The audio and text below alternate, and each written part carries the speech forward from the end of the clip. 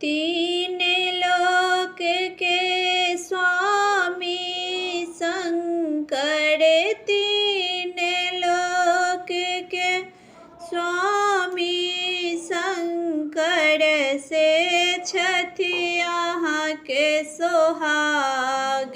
गौरी बड़ नीक आहाँ के भाग।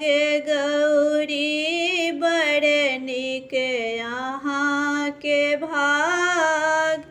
भूत प्रेत सब टहल करै छथ, भूत प्रेत सब टहल करै छथ।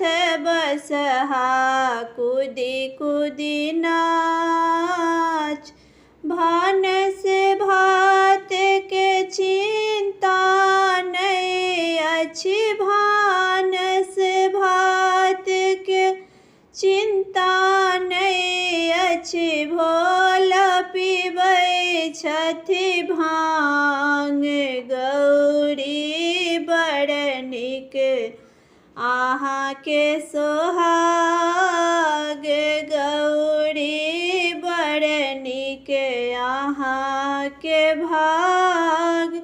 तीन लोक के स्वामी शंकर, तीन लोक के स्वामी शंकर, से छथि यहाँ के सोहाग। गौरी बड़ नीक आहाँ के भाग। गौरी बड़ नीक आहाँ के भाग।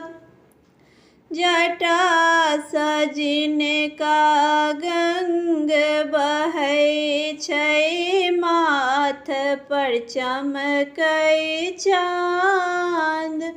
जटा सजिनका गंग बहै छै, माथ पर चमकै चाँद।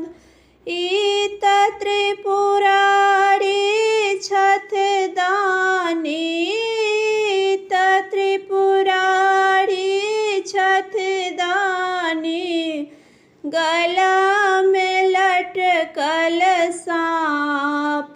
गौरी बड़ नीक आहाँ के भाग। गौरी बड़ नीक आहाँ के भाग। तीन लोक के स्वामी शंकर, तीन लोक के स्वामी शंकर, से छथि यहाँ के सोहाग। गौरी बड़ नीक आहाँ के भाग।